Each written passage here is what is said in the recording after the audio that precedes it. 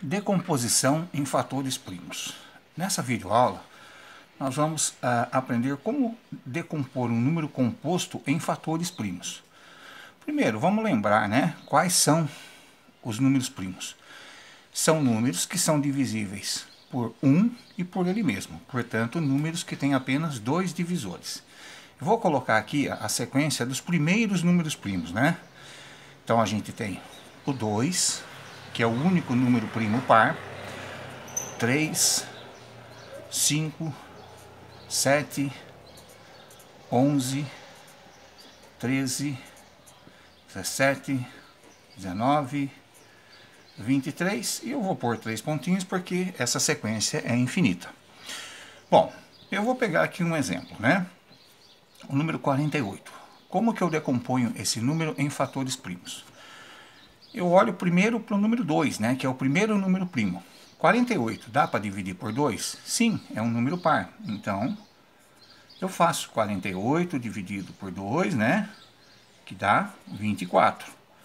Se você não conseguir fazer a continha mentalmente, faça ela ao lado.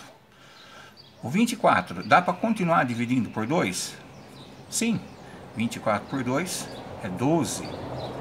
E o 12 dá para dividir por 2? Também é um número par, dá 6. E o 6 dá para dividir por 2? Também. 6 dividido por 2, 3.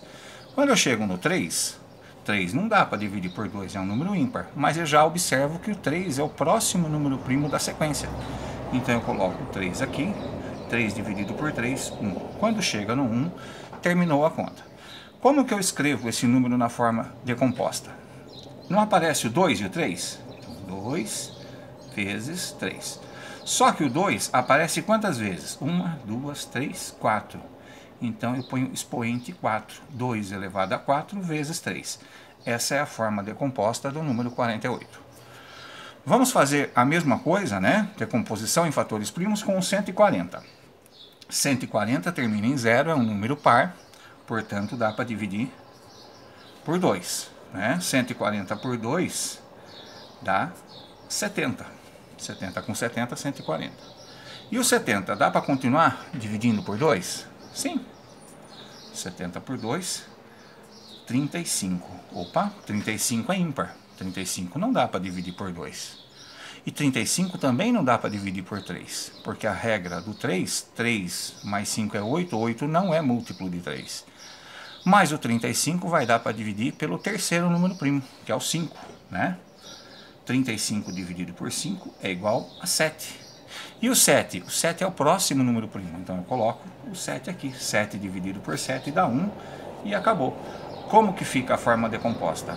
2, quantas vezes? 1, 2. Então 2 elevado a 2, o 2 elevado ao quadrado, vezes o 5, vezes o 7. Mais um exemplo com um número um pouco maior, 500, Então a gente vai pegar 500, dá para dividir por 2? Sim, é um número par. 500 por 2, 250. E o 250 dá para dividir por 2? Sim. 250 dividido por 2 dá 125. Sempre lembrando, se você não conseguir fazer o cálculo mental, faça a divisão ao lado. Agora, 125 é um número ímpar, não dá mais para dividir por 2. A regrinha do 3 diz que eu tenho que somar 5 mais 2, 7 e 1, 8. A soma dos algarismos do número não dá um múltiplo de 3, então, portanto, não dá para dividir por 3. Eu vou para o próximo número primo, que é o 5. Na regrinha da divisibilidade por 5, a gente sabe que se terminar em 0 ou 5, dá para dividir.